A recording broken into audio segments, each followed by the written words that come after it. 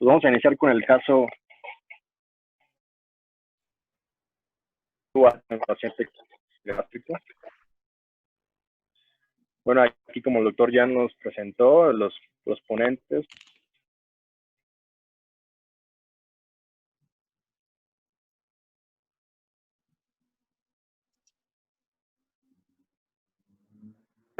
La cual como antecedentes de patológicos, nada más su mala calidad en alimentación y cantidad. ¿Se escucha? ¿Se escucha? Sí, te escuchamos. Bueno. Se escucha. Sí. Antecedentes patológicos quirúrgicos. Cabe recalcar que tiene un bypass gástrico en Y de Rux en el año 1989, el cual fue abierto, y 2 cesáreas, una en el 98 y la última en el 2002. Como crónicos, comenta nada más migraña e insomnio por estos medicamentos.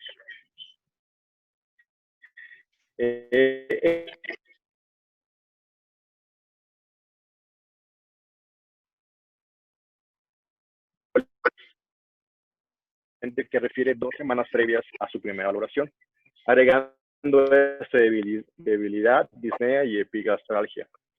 En la exploración física, con palidez generalizada, fase álgica y cardiopulmonar sin ningún compromiso aparente.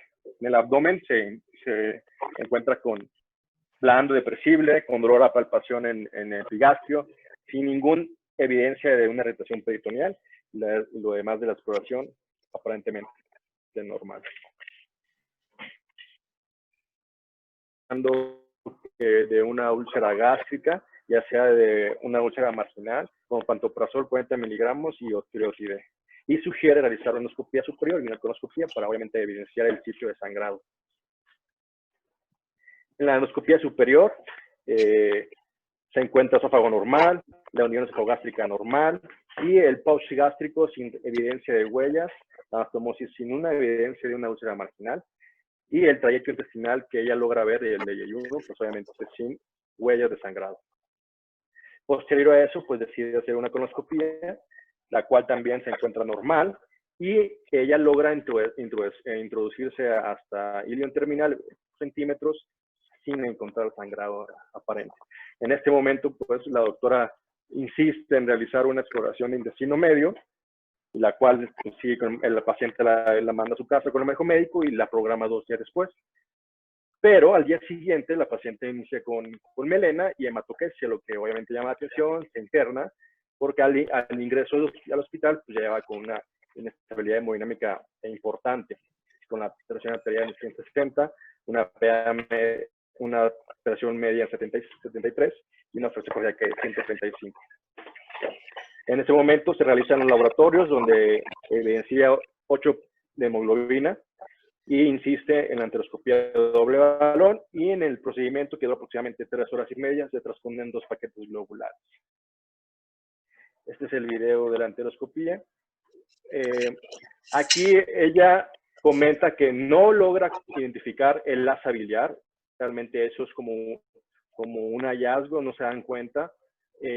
Ven sitios de sangrado, ven escurrimiento y logra ver esta imagen que en el momento del estudio ella desconoce qué estructura es. Obviamente ya en retrospectiva se da cuenta que es el píloro en la vista posterior y con evidencia de que es escurrimiento por el píloro, ¿no? De sangrado. Eso ya es en perspectiva, pero obviamente pues ahí todavía no tenía un diagnóstico definitivo, por lo que posteriormente al día siguiente en la mañana realiza una angiotac, en donde la angiotac evidencia que en la cámara gástrica o en el estómago nativo hay datos compatibles con coágulos, que obviamente sugieren el sangrado a ese nivel. En la tomografía obviamente se identifica que las unidades Canfield es hemático y en la reconstrucción de la angiotac pues, se identifican las estructuras de grapas, más no hay un sitio de sangrado evidente y sí llama la atención que tienen la arteria esplénica muy tortuosa.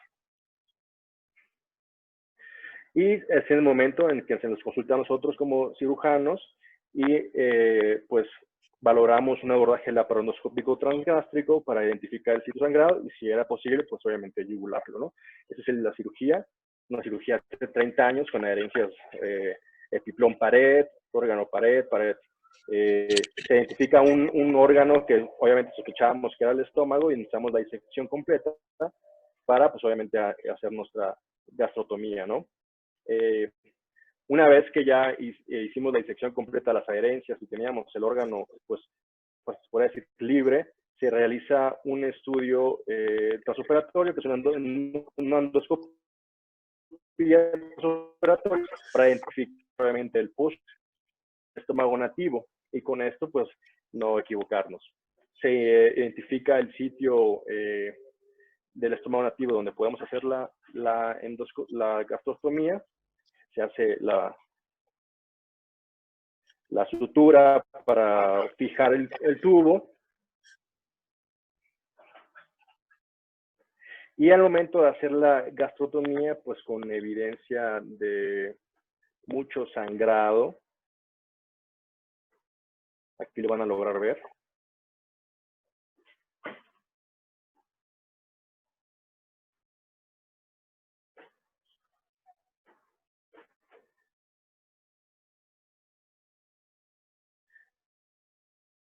Se introduce el trocar y se inicia con la endoscopía transoperatoria, en donde aquí se evidencia pues una laguna de sangre y coágulos, aproximadamente entre 1.500 y 2.000 mililitros de sangre, es lo que se cuantifica en el momento, y la paciente pues inicia con datos hemodinámicamente inestables, pues son 2 paquetes globulares, y en el fondo gástrico se evidencia un sitio de sangrado, en el cual la endoscopista, pues por el estado hemodinámico del paciente, no quiere hacer más procedimientos y decide mejor hacer un abordaje quirúrgico, y es cuando nosotros, pues obviamente, por la estabilidad hemodinámica del paciente, se decide hacer un abordaje abierto con, pues obviamente, una resección del fondo gástrico, y la cual se lleva con éxito, sin ningún problema, y la evolución postquirúrgica del paciente a las 24 horas, pues se extuba, sin evidencia de inestabilidad hemodinámica, y se egresa a los 3 días con una hemoglobina de 10.7 de su control. Al 6º mes de seguimiento, la paciente se encuentra saludable, sin ninguna evidencia de sangrado actualmente. El reporte patológico, pues obviamente el fondo gástrico con una úlcera gástrica aguda de 0.5 centímetros de diámetro, activa y que penetra hasta la capa muscular con tejido de granulación. No hay evidencia de neoplasia linfoide ni metabolitis intestinal, y no hay datos de infección por Helicobacter pylori. Entonces, esto es un caso muy interesante, un caso pues, corto, pero muy completo. Y aquí es cuando yo les pregunto a ustedes qué hubieran hecho. ¿Algo diferente?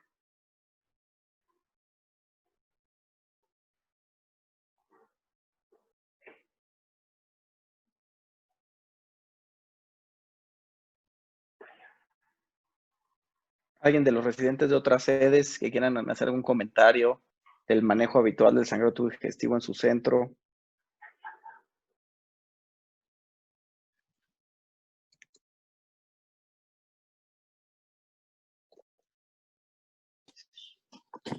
Hola, buenas noches. Soy Luis Buenas Hernández noches. de Tláhuac.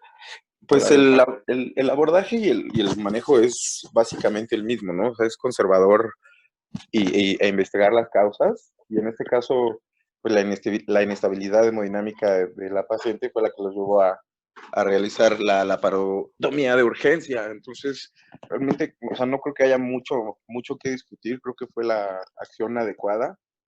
Lo único que sí quisiera preguntar es si la paciente tenía algún factor de riesgo para desarrollar úlceras, aparte de lo que ya se comentó en la presentación del caso, durante bueno, no sé si hubiera algún factor que no se hubiese investigado previamente o que no se hubiera mencionado.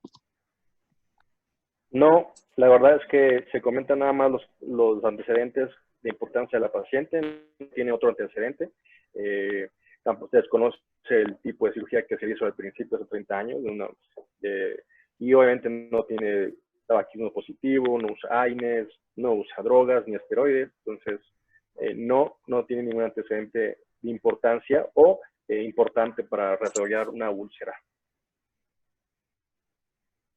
Bueno, gracias. Y también, bueno, es importante considerar el sitio de la presentación de la úlcera, ¿no? Que incluso en un estómago no operado no es un sitio tan común y bueno, patología no mostró malignidad, pero siempre tener en cuenta que las úlceras están al fondo, hay que investigarlas a fondo. Muy bien. Yo tengo una duda, Jorge. ¿La convirtieron a laparotomía y el motivo? Se convirtió a la laparotomía en el momento que la paciente estaba inestable en el quirófano. Obviamente ya había hecho disección amplia de todas las herencias por laparoscopía y tampoco la endoscopista, pues obviamente decide retirarse para hacer un abordaje abierto con más facilidad, pues obviamente protegiendo a la paciente. Ok, gracias. Yo no me quisiera adelantar mucho a la revisión, pero sí me gustaría que nos comentara un poquitito, Armando, sobre el proceso que lo llevó a hacer esta intervención. Ya comentaron ahorita que cuando uno ve una úlcera en el fondo, siempre piensan que esto pudiera ser un cáncer y que probablemente el manejo haya sido pensando en que era un cáncer. Pero pensando que esto pudiera ser enfermedad acidopéptica, ¿qué hubiera opinado de haber quitado todo el estómago excluido? Miguel, efectivamente, de las primeras causas que se piensan en estas situaciones después de un bypass, un estómago excluido, pensar que podría ser un cáncer. Realmente los gastroenterólogos consideran que lo estuvieron bastante bien hasta que llegaron a donde ya no podían y los pacientes se les estaba quejando. Obviamente, cuando hicimos la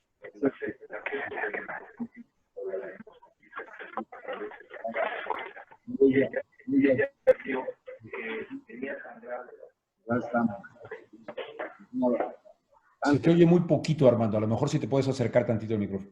Perdón. A ver. Ahí mejor. Bueno, decía que definitivamente pensamos que obviamente podría ser un cáncer, porque es un estómago excluido, y que bueno, no es la manera tan fácil de estudiar. Segundo, una enfermedad acidopéptica. La mujer no tenía pérdida de peso, incluso ya había ganado de peso después de tantos años de haber tenido un bypass.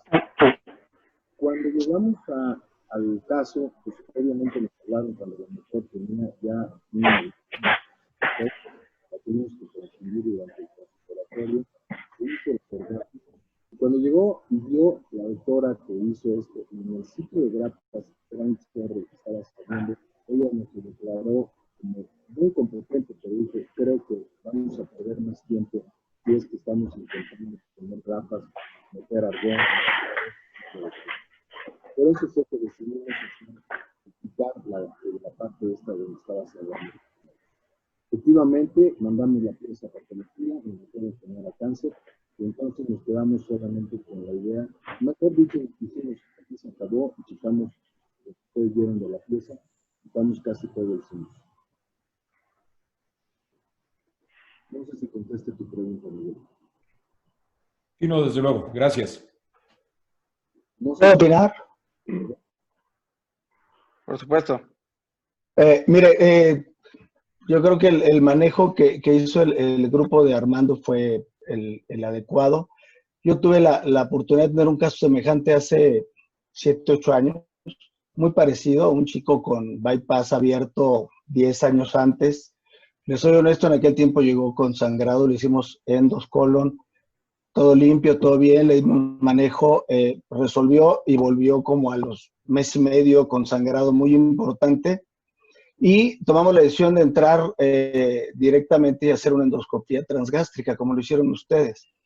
Nosotros nos encontramos una gran úlcera duodenal, prepilórica, pero de 2 centímetros, muy profunda y todo eso. Y lo que le hicimos fue una gastrectomía total del nativo, ¿no? Al chico le fue muy bien y todo.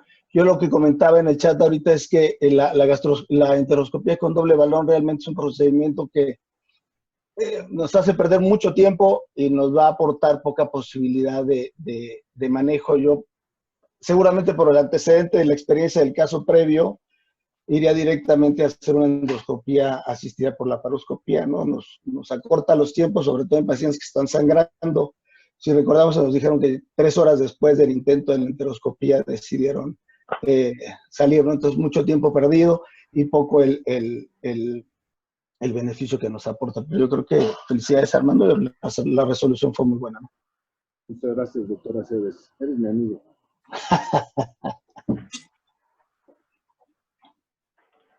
¿Seguimos, Jorge? Sí, aquí estamos. Adelante.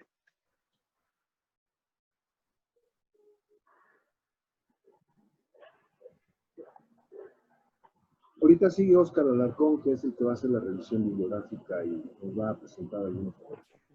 De hecho. Hola, buenas tardes. ¿Me escuchan? Sí, escuchamos. Ok. Sí, adelante. Bueno,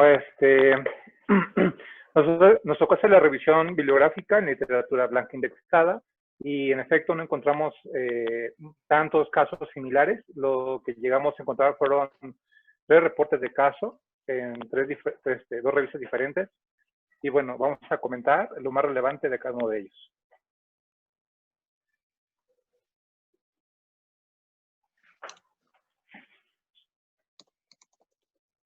Ok. En el primer artículo tenemos el caso de una señora de 52 años con antecedente de bypass en el 2007, quien llegó con antecedentes de sangrado 6 meses posteriores a su cirugía. Ella tuvo antecedentes de estar internada en la terapia intensiva en más de una ocasión y que ameritó uso de hemoderivados a base de concentrados eritrocitarios. Llegó inicialmente con síntomas de mareo, visión borrosa, falta de aliento, melena y fatiga. Se le hizo en el protocolo inicial, endoscopia superior, colonoscopía e inclusive cápsula endoscópica, las cuales salen negativas.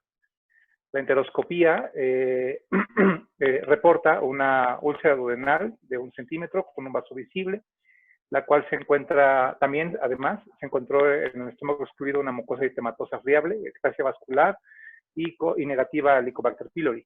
El manejo que se le dio en ese centro fue con un nivel de bomba de protones para curar la úlcera. Sin embargo, remite el sangrado y por lo que deciden posteriormente hacer una gastrectomía sin eventualidades posteriores. En la discusión del caso de ese artículo, comenta que es una patología poco frecuente, que es potencialmente mortal y que bueno, es muy común encontrar este tipo de hemorragia de tubo digestivo posterior a un bypass gástrico en Yederú. La incidencia que ellos comentan, la comentan entre 0.8 y 4.4%, y el sitio de sangrado es la úlcera marginal, la cual, comentan, pues debe de investigarse y considerarse al hacerse una endoscopia de tubo digestivo superior. Y bueno, la etiología más común en un sangrado de estómago nativo, pues viene siendo la úlcera péptica, aunque se desconoce la incidencia porque es un evento muy raro y que ocasionalmente se llega a informar, como fue en este caso. Llegaron a comentar que encontró una serie de 8 de 3,000 pacientes con un sangrado gastrointestinal alto, donde documentaron una úlcera péptica que involucra al estómago excluido. Y bueno, comentan también que la endoscopia diagnóstica del estómago excluido después de un bypass gástrico llega a ser un desafío, que el abordaje usual en los centros hospitalarios es hacer la gastrectomía, una endoscopia transoperatoria y si bien les va a encontrar la fuente, hacer una gastrectomía. La endoscopia de doble balón puede llegar a ser efectiva hasta en el 76% de los casos, sin presentar morbilidad o riesgo de intervenciones quirúrgicas futuras. En este artículo proponen ellos un algoritmo para darle manejo y tratamiento a un sangrado de tubo digestivo del estómago excluido. En ellos vemos, en este flujograma encontramos que, bueno, cuando llegamos a encontrar datos de sangrado intestinal posterior al bypass, se sugiere endoscopia alta. Si tenemos un pouch normal a nivel de la endoscopía, se sugiere hacer la endoscopia de doble balón. Si es exitosa esa endoscopia de doble balón, pues se le da manejo médico para su resolución. Y en el caso de que continúe el sangrado, pues convertir a una gastrectomía. En el sangrado, en el caso de que haya un sangrado en el pouch gástrico o en la gastroduodenostomosis, darle manejo endoscópico de un sangrado de tubo digestivo alto con endoscopia de doble balón. En el segundo artículo tenemos una señora de 61 años de edad, con un antecedente igual de un bypass gástrico hace 10 años, presentó 3 años de sangrado gastrointestinal recurrente, no recibió tratamiento previo con inhibidores de bomba de protones. Ella se presenta al centro hospitalario con síntomas de debilidad progresiva, falta de aliento, dolor epigástrico, con cólicos sin velina intermitente por 4 días. Se le detectó hemoglobina inicial de 7 miligramos. En el esófago gastroenoscopía, colonoscopía y el escaneo marcado de glóbulos rojos se encuentran negativos para sangrado activo. Y bueno, el motivo por el cual deciden referirla a un centro especializado, pero ahí llega con inestabilidad hemodinámica y le tuvieron que usar hemoderivados. Le dieron inicialmente reanimación hídrica, infusión de pantoprazol y octreotide, y posteriormente le hacen una endoscopía con doble balón, la cual sale negativa. Ante la imposibilidad de ver una asa biliopancreática y el estómago excluido, pues la paciente en ese entonces continuó sangrando, perdiendo hasta 3 gramos de hemoglobina. En la radiología intervencionista, que se hizo con la finalidad de encontrar la fuente de sangrado, sin embargo, de forma inicial no se encontró, así que tuvieron que hacer una revisión de varias ocasiones y finalmente le hacen una arteriografía celíaca del muñón de la arteria gasodenal y pancreatodenal con sangrado activo, y bueno, tuvieron que hacer una embolización, la cual tuvo éxito. En esta paciente, pues obviamente pues, no requirió cirugía, el manejo fue prácticamente a través de la embolización, vía una radiología, bueno, vía manejo pues radiológico exitoso, y bueno, el control de hemoglobina ya estuvo estable posterior, y bueno, ya no hubo evidencia de sangrado, y se egresa sin complicaciones hasta que podía la paciente. En esta discusión, bueno, el artículo comenta igual que la causa más común de sangrado tardío en un bypass gástrico y de Rux es la úlcera marginal. La úlcera péptica del estómago nativo llega a ser raro, y la producción de ácido del estómago nativo favorece el desarrollo de esas úlceras. Ok, en pacientes estables. Sí, hay que hacer una historia clínica completa, analizar factores de riesgo. Y bueno, se me olvidó mencionar que la incidencia que ellos reportan es del 0.6 al 16%. Como factores de riesgo que pueden favorecer una úlcera en ese tipo de pacientes, pues es que tengan tabaquismo, que usen crónicamente AINES, que tengan antecedente de etilismo o inclusive infección por Helicobacter pylori no detectada previamente. Ellos en su discusión, pues en su centro proponen un flujograma, el cual prácticamente es buscar de forma acuciosa los factores de riesgo para llevar a un sangrado. Ellos comentan que inicialmente tiene que dar una resucitación con fluidoterapia, si requiere transfusiones de sangre, hacerlas, darles infusión de inhibidores de bomba de protones, inclusive si es necesario usar octreotide o vasopresina. Si el paciente se estabiliza, pues bueno, sería conveniente para ellos localizar el sitio de sangrado a través de una endoscopía de doble balón, si el centro lo tiene. Bueno, y si el paciente es inestable, volver primero a estabilizar al paciente, y si hay continuidad de sangrado, pues aplicar, si es posible, técnicas endoscópicas. Esto puede ser hemostáticas, esto puede ser usando epinefrina, hacer escleroterapia, cauterización, o uso de MOCLIPS o otro tipo de artefactos mecánicos para mitigar el sangrado. Aún así, si el sangrado no se diera, pues entonces ellos sugieren el uso de radiología intervencionista nuevamente, y esta obviamente si se llega a identificar el sitio del sangrado, pues optar por la embolización. Si esta fuera fallida, pues entonces realizar una intervención quirúrgica. Y obviamente si fuera exitosa alguna de esas técnicas previamente comentadas, pues bueno, darle vigilancia y bueno, valorar el éxito del procedimiento.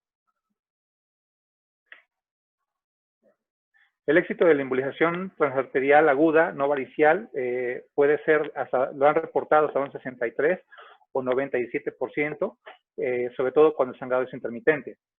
Si ellos comentan que si el sitio de sangrado no se logra determinar de forma aguda, ellos comentan que habría que estimular el sangrado, ya sea aumentando la presión a nivel arterial local o inclusive ponerles bolos de Payner local para aumentar el sangrado y poder localizar el sitio de sangrado y poder embolizar.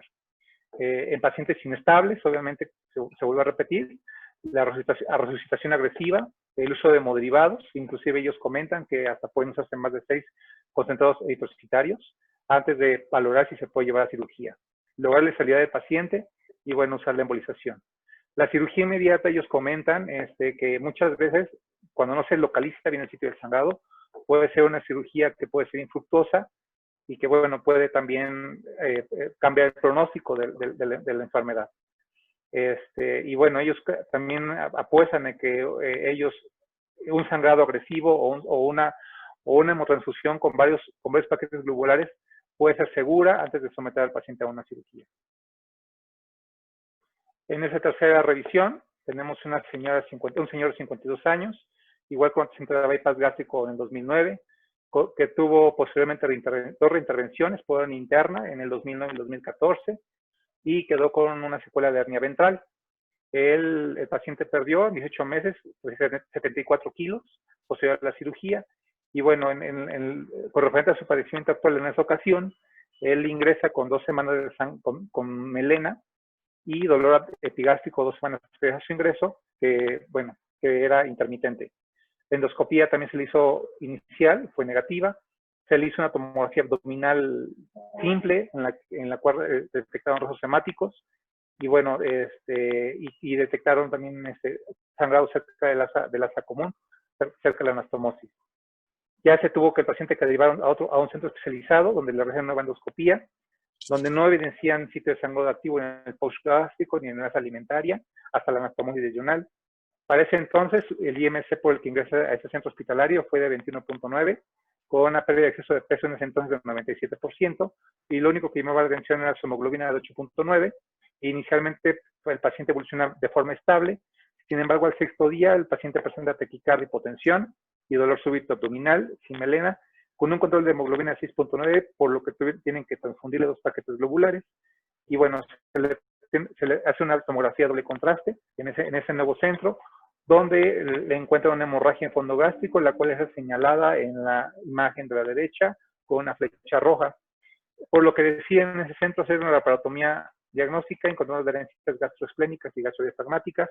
Deciden hacerle gasotomía anterior con sangrado de 200 cc al estómago excluido, y encontraron una úlcera activa de 1.5 centímetros en el fondo adherida al vaso, con una posterior gastrectomía. Al final, el reporte isopatológico reportado para ellos fue benigno, y en ese entonces le hicieron cierre primario con colocación de una malla ventral porque tenía antecedente de una hernia ventral, y él cursó su posoperatorio sin incidentes y se regresa al 13º día, y después de seguimiento de 2 meses el paciente evoluciona sin eventualidades para sangrado gastrointestinal alto.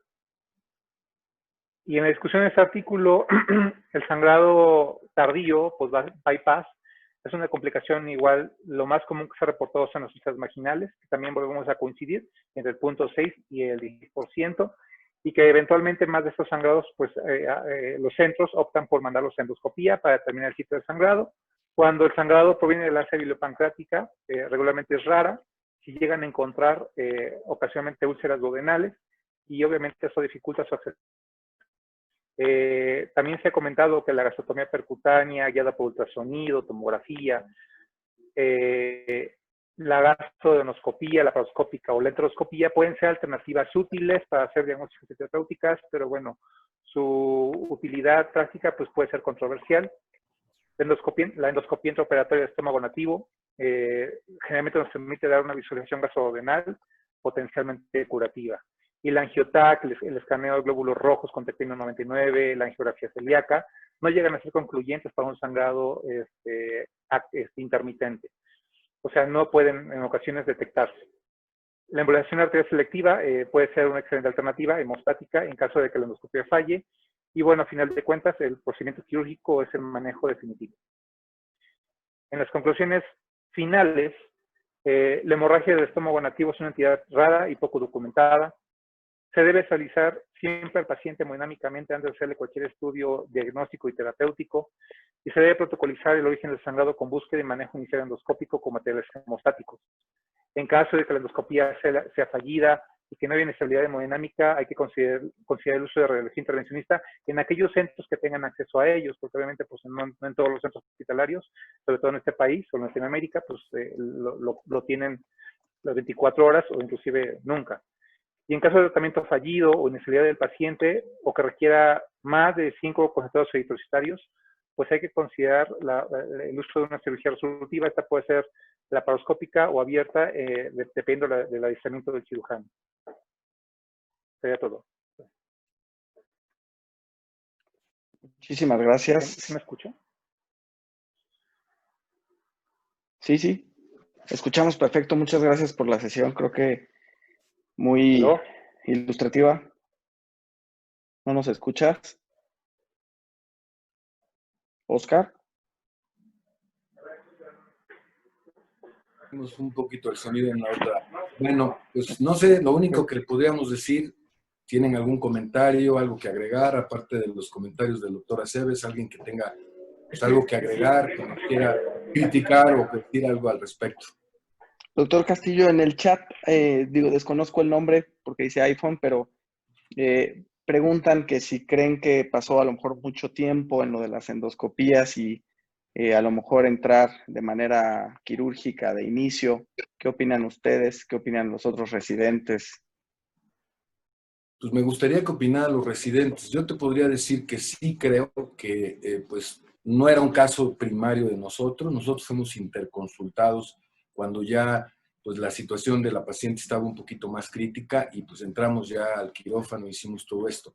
Yo pienso, como también lo dijo el doctor Aceves, a lo mejor cuando nuestro endoscopista no está muy adiestrado en hacer las endoscopías y se tardan 3 horas o te tardan un poquito más, pues bueno, pues hay que darles también chance a ellos que aprendan y que pues tengan esto, pero quizá pudimos haber entrado un poquito antes. El resultado fue bueno, pero bueno, sí tuvimos una pérdida sanguínea bastante considerable.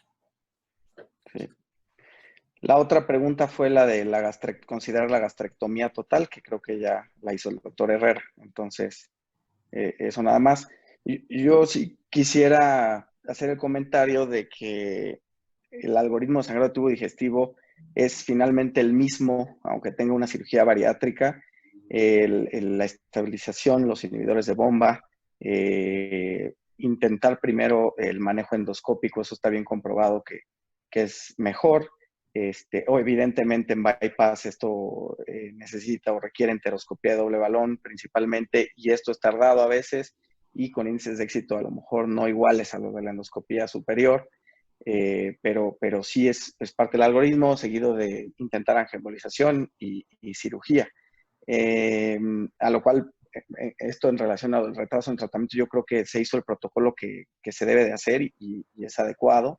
Un tip, creo que es muy útil para el endoscopista que conozca la anatomía del bypass. Es decir, si nos llega un tipo de estos pacientes, creo que vale la pena intentar contactar al cirujano a ver qué tipo, si realmente tiene bypass en primer lugar, y qué tipo de bypass, las distancias de las asas, porque esto puede facilitar mucho al endoscopista. A veces se puede pasar como vimos en algún artículo que no encontraron el asa biliar, porque pueden pasársela y no verla, ¿no? Entonces, tener más o menos las distancias puede ayudar mucho a aumentar el éxito de esto. Y finalmente, la otra pregunta que les haría es, y que lo hemos debatido mucho, es, aquí influiría, creo, mucho el hecho de haber hecho una endoscopía preoperatoria. Y obviamente el tiempo de este paciente tenía más de 30 años, ¿no? Con la cirugía, pero en un paciente... en otro tipo de casos, tener una endoscopía preoperatoria, ¿creen que puede ayudar a tomar decisiones en estos casos? No entendí tu pregunta. La endoscopía preoperatoria, hicimos una transoperatoria nosotros. No, me refiero antes del bypass. O sea, el hecho de tener una endoscopía antes de una cirugía bariátrica y que luego te sangre, por ejemplo, el bypass, ¿creen que puede ayudar a modificar la conducta? ¿Qué opinan? Bueno, eso se ha discutido en otros casos, y hemos llegado a la conclusión que creo que en donde la tuviéramos, si tuviéramos el acceso a hacer endoscopías en todos los pacientes, preoperatoriamente podríamos encontrar un factor de riesgo, es el hecho de encontrar el Helicobacter pylori.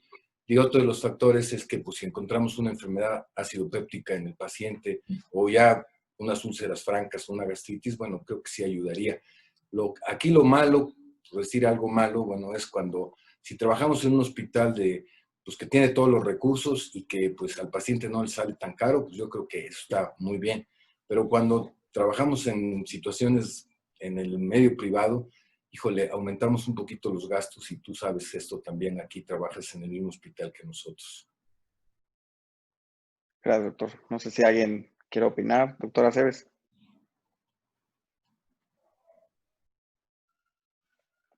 No se escucha, doctor. Pon tu micrófono. Listo. No. Listo. Recién acaba de publicarse un trabajo de IFSO sobre guías de uso de endoscopía en cirugía bariátrica. Ellos recomiendan hacer en todos los casos, independientemente del procedimiento, endoscopía preoperatoria si el paciente tiene síntomas de algún problema del área. Aconsejan hacerla, sería bueno hacerla en todos los pacientes, aunque no tuvieran sintomatología. Yo creo que finalmente, como dice el doctor Castillo, si yo trabajo también nada más en un medio privado y el costo de la endoscopía genera dificultad, entonces, bueno, trato de hacerlo selectivo, pero si yo estuviera en un sitio en donde la endoscopía, el costo no fuera problema, yo creo que sería ideal hacérselo a todos. Ellos demuestran que aunque el paciente esté asintomático, hasta el 15% de los casos nos trae beneficios en cuanto a presencia de gastritis severa, helicobacter, alguna patología no detectada de previo, ¿no? Entonces yo creo que el que la pueda hacer preoperatoria va a estar, es adecuado, ¿no? Aunque cada quien en el medio en el que trabaja tiene que acomodarse a la situación. Muchas gracias, doctor. ¿Algún otro comentario? ¿Alguno de los residentes que haya visto un caso similar que quiera platicarnos? Estamos en tiempo. Yo quiero felicitar al grupo de Ángeles, Armando principalmente, y sobre todo su equipo, los muchachos. Y yo creo que en nuestro caso, los residentes del Hospital Civil de Guadalajara, dentro de nuestro flujograma, saben que siempre se tiene que hacer una endoscopía previa. Y esto, los pacientes de acá pagan por ella, no mucho, pero es mandatorio que el paciente, independientemente de la cuestión económica, llegue con un manejo preoperatorio bien establecido. Por otro lado, algo pasó. Por otro lado, nosotros tuvimos un caso de sangrado que creo que se presentó ya algunos años. Y lo que sí vemos es que no todos tenemos acceso a este tipo de endoscopía y que esa sí realmente es cara, por lo menos acá en Guadalajara, y no todos la realizan. Anda acá por aproximadamente entre 30,000 pesos, 30 o 40. Y lo que hicimos en esta ocasión, nos fuimos en la necesidad para ubicar el sitio del sangrado, es abrir el intestino y meter el endoscopio para tratar de localizar ese sangrado. No era un sangrado de estómago, sino era un sangrado a nivel era por una causa de enfermedad de Crohn, y se pudo localizar el sangrado. Es otro método que tenemos que echar mano para ubicar de forma adecuada el sangrado. Pero, pues, felicidades por el manejo de este paciente, la protocolización, y saludos a todos. Gracias, Pati, eres muy amable. Y pues, estamos totalmente de acuerdo contigo que si todos pudiéramos hacer la endoscopía preoperatoria, pues le ofreceríamos algo más al paciente, pero bueno, esto ya lo alegamos y pues no hay ni modo. Salúdame a mi amigo, por favor. Claro, ahí estoy con su nombre. Vale. Y digamos que si en el protocolo, en la angioembolización logran controlar el sangrado, luego, ¿qué hacemos? Esa sería una pregunta para pues, los profesores. Ahí lo dejamos o intentar una endoscopía doble balón. Si encontramos, por ejemplo, como en el caso que presentaron, un sangrado del estómago, excluso, pero no sabemos la causa. Eso es una excelente pregunta, porque, pues, ok, ya paraste el sangrado, y ahora, si es un tumor, ¿verdad? Creo que hacia eso vas. Si es un tumor, pues sí, bueno, ahí sí podríamos pues, tener que, quizás después de que el paciente esté estable, encontrar la manera de llegar para ver la lesión o para tomar alguna biopsia. Es lo que se me ocurre. Porque sí, pues cuando embolizas, pues ya nada más lo paraste, pero no sabes exactamente por qué sangró, ¿verdad? Un comentario, perdón. En el artículo sí comenta que después del paciente que está estable se repite al tiempo la enteroscopía y llegan inclusive al estómago nativo identificando que ya no hay sangrado activo. Entonces es el control ya una vez el paciente pues estable y sano, ¿no? Muy bien, José, sí, gracias. Buenas noches. Buenas noches. Si quiero hacer es un comentario. Adelante, doctor. Sí, el doctor Juan Carlos Ramírez de Culiacán. Pues primeramente igual felicitar al grupo, el doctor Castillo, muy buen caso. Fíjense, se me hizo muy interesante esta parte y lo menciona el doctor finalmente, que ellos actuaron como interconsultantes. A veces esto es bien importante porque este es un paciente bariátrico con ese antecedente, pues un sangrado de tubo digestivo, y a veces ahí de entrada yo creo que ahí estuvo la situación de esa pérdida de tiempo, de que esos pacientes deben de ser valorados inicialmente por cirugía bariátrica, pues no por un servicio de endoscopía como tal. Entonces, a veces se aborda como un sangrado de tubo digestivo y empiezan a hacer todo el manejo, y a veces estos casos que la verdad no es infrecuente que sangren del estómago nativo. Entonces, cuando ese paciente trae inestabilidad hemodinámica, evidencia clínica de sangrado de tubo digestivo, la primera situación por el bariatra, cirujano bariatra y su equipo, endoscopía, no hay úlcera marginal, que es lo más frecuente, hacen tomografía, ven el estómago lleno de sangre, entonces es evidente que ahí está el sangrado. Pues ahí inmediatamente el paciente ya no se retrasa 2 días, que no sé que se retrasó más o horas, no me acuerdo, pues, pero se retrasó.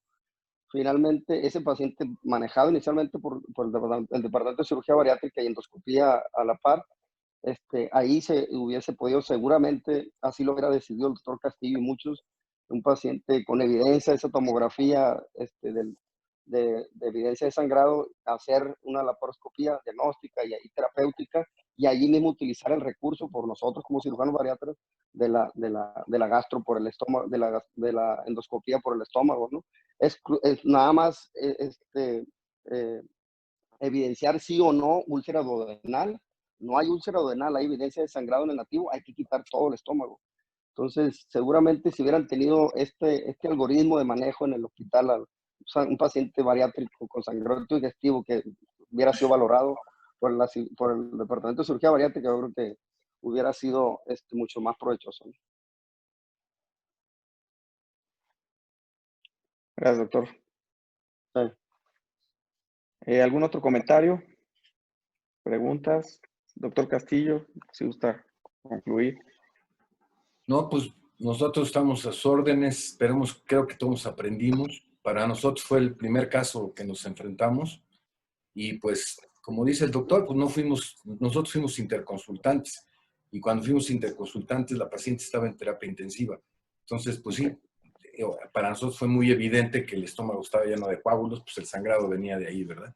Pero bueno, ojalá que todos nos mandaran los pacientes de inicio, pero bueno, yo no le veo mucho problema, el resultado fue bueno y ojalá que pues los próximos casos o buscar algunos casos más y los que tengan pues, para aplicar este protocolo. Yo creo que el algoritmo es adecuado y encontrar la manera de que el cirujano en estos casos pues, somos el último en actuar. Muchas gracias, doctor. Doctor Herrera, ¿le gustaría...? Oh, pues muchas gracias. O sea, ya como el comentario, un caso muy interesante, algo muy raro, y que bueno, ya lo ha explicado Armando en varias ocasiones, de que ellos no estuvieron involucrados desde el principio, sino el algoritmo hubiera sido seguramente diferente. En cuanto a la sesión, yo no tendría ningún otro comentario. Vamos a seguir trabajando en el programa de los residentes que ya mostraron, y les quiero comentar que una de las cosas que ha sido preocupación global también durante esta pandemia es que en ausencia de algún antecedente, muchas de las maniobras que hemos implementado y las decisiones que hemos tomado están basadas en lo que pensamos que es bueno y en lo que consideramos que desde el punto de vista teórico pudiera ayudar. Y sobre todo ahora en el reinicio a las actividades, nuevamente a la nueva normalidad, como dicen en los eslogans, estamos empezando a incorporar maniobras que no estamos seguros que tengan utilidad. Entonces van a recibir muy pronto la invitación para un webinar en donde hemos invitado a 3 cirujanos de países que nos llevan delantera en la pandemia, para que nos digan cuál es la utilidad de hacerle los estudios de COVID a los pacientes y qué es lo que ha resultado, cuál es la utilidad de los equipos de protección y qué tanto se han infectado pacientes y médicos, qué es lo que han logrado con el seguimiento remoto, y espero que con esto nos pueda servir de guía para ver cómo vamos a iniciar la práctica de la cirugía bariátrica en la mayor parte de los centros, por lo menos públicos, que todavía no se ha iniciado. Entonces, estamos trabajando en esto, muy pronto recibirán noticias y por el momento solo me queda agradecerles a los ponentes, al grupo del doctor Castillo, por habernos educado con este caso tan interesante y a todos por haberse conectado. Manténganse a salvo y nos seguiremos viendo. Saludos. Saludos. Saludos. Nada más para recordarles, el próximo jueves vamos a tener la sesión del Hospital Ángeles Tijuana. Entonces, este mes habrá 2, igual que julio, y nos vemos el próximo jueves, si no es que antes en los webinars. Gracias a todos. Buenas noches.